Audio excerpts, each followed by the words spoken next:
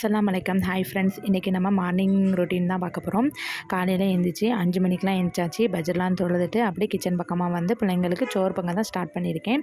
இன்றைக்கி வந்து என்ன குழம்பு வைக்கன்னு தெரில. வீட்டில் வந்து காய்கறியும் தீர்ந்து போயிட்டு வெள்ளைப்பூடி இருந்துச்சு, அதனால் பூண்டு குழம்பு வச்சிடலாம் அப்படின்னு சொல்லிட்டு தான் புளியெல்லாம் ஊற போட்டேன். இதான் நான் ஃபஸ்ட் டைம் வைக்கிறேன் பூண்டு குழம்பு. நான் எப்படி வச்சோம்னா, சின்ன வெங்காயம் வெள்ளைப்பூடெலாம் உரிச்சு வச்சுருந்தேன். அதில் பாதி எடுத்துக்கிட்டேன். மிக்சியில் நல்லா ஃபைன் பேஸ்ட்டாக அரைச்சி எடுத்துக்கலான்னு ஒரே ஒரு பழத்தை தக்காளி பழத்தை 3ஐயும் சேர்த்து நல்லா ஃபைன் பேஸ்ட்டாக அரைச்சிட்டு, தாளிப்புக்கு எப்போவுமே நம்ம புளிக்குழம்பு தாளிப்போம்ல அதேமாதிரி வெந்தயம் ஜீரகம்லாம் போட்டுட்டு கொஞ்சம் கடுகும் போட்டுக்கிட்டேன்.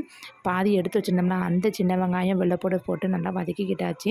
கருவேப்பிலும் சேர்த்து அதுக்கப்புறம் காரத்துக்கு தகுந்தாப்புல மிளகாய்த்தூள் சேர்த்துட்டு நம்ம அரைச்சி வச்ச பேஸ்ட் இருந்துச்சுல அதையும் சேர்த்து நல்லா வதக்கி விட்டுக்கிட்டேன். கொஞ்சமாக தண்ணி வந்து மிக்ஸி ஜாரில் அலசி ஊற்றி நல்லா எண்ணெய் பிரியும்ல அந்த அளவுக்கு நல்லா வற்றணும். ராஸ்மெல்லும் போயிடணும். அந்த மாதிரி நல்லா எண்ணெய்லாம் பிரிஞ்சு வந்த பிறகு இந்த டைமில் வந்து நான் புளி தண்ணி வந்து ஊற்றிக்கிட்டேன். புளி தண்ணி ஊற்றி அதுக்கப்புறம் கொத்தமல்லி பொடி இருக்குல்ல மல்லிப்பொடி, அதில் ஒரு 2 ஸ்பூன் வந்து நான் சேர்த்துக்கிட்டேன். அதெல்லாம் ஊற்றிட்டு அதுக்கப்புறம் உப்பும் வந்து நான் போட்டுக்கிட்டேன்.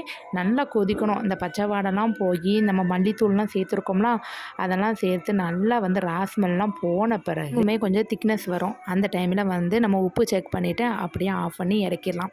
அதுக்கப்புறம் ஒரு 10 நிமிஷம் கழித்து நம்ம பார்த்தோம்னா சூப்பராக எண்ணெய் பிரிஞ்சு வந்துடும். இந்த மாதிரி தான் நான் பூண்டு குழம்பு வச்சேன். அப்படியே வச்சுக்கிட்டு இருக்கும்போதே நல்ல தண்ணியும் விட்டுட்டாங்க. கொதிச்செடி செம்பு பானை எல்லாத்தையுமே கழுவி வச்சுட்டு ஒரு பக்கம் தண்ணியுமே பிடிச்சிக்கிட்டு குழம்பு வந்து வச்சுக்கிட்டு இருந்தேன். பாருங்கள், இந்த அளவுக்கு சூப்பராக கெட்டியாகி வந்துருந்துச்சு. இதான் ஃபஸ்ட் டைம் வச்சுருந்தேன். இதுக்கு பொரியல் வந்து வீட்டில் வந்து ஒரே ஒரு பீட்ரூட் இருந்துச்சு, அதை வந்து பொரியல் பண்ணி சைடிஷ்டாக வச்சு கொடுத்தாச்சு.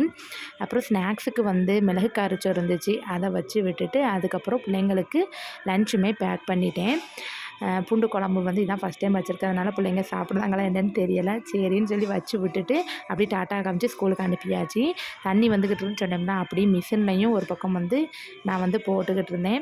துணிமணியும் நிறைய சேர்ந்துட்டு சரி தண்ணி வந்ததோடு நம்ம வந்து துணியை மிஷினில் போட்டுட்டோன்னு வச்சுக்கோங்களேன், வரத நல்ல தண்ணியே வச்சு அலசிடலாம் அப்படின்னு சொல்லி துணியை வந்து எடுத்து ட்ரையெல்லாம் புழிஞ்சி எடுத்தாச்சு. பையனுக்கு வந்து 7:40க்கெலாம் வேன் வந்துடும். அவங்கள ஸ்கூலுக்கு அனுப்பிட்டு அப்புறம் துணியெல்லாம் காய போட்டுட்டு தான் என் பொண்ணை வந்து கிளப்பணும். அவங்கள கரெக்டாக 8:40க்கெலாம் வந்து பக்கத்தில் தான் ஸ்கூலில் படிக்காங்க. அவங்கள அதுக்கப்புறம் ரெடி பண்ணி அவங்களுக்கு சாப்பாடு கொடுத்து ரெட்டை சட்டெல்லாம் போட்டுட்டு அவங்கள வந்து 8:40க்குள்ளலாம் உள்ளே அனுப்பணும். கொஞ்சம் லேட் ஆகிட்டாலும் கொஞ்சம் கஷ்டம்தான். அவங்கள ஸ்கூலுக்கு விட்டு வந்துட்டேன். அதுக்கப்புறம் என்னுடைய பிரேக்ஃபாஸ்ட்டை முடிச்சுட்டு ஃப்ரிட்ஜ் ரொம்ப அலங்கோலமாக இருந்துச்சு, அதையும் கழுவி எடுத்தாச்சு ஃப்ரெண்ட்ஸ். இன்றைய டே எனக்கு இப்படி தான் போச்சு ஃப்ரெண்ட்ஸ். ஓகே, பாய்.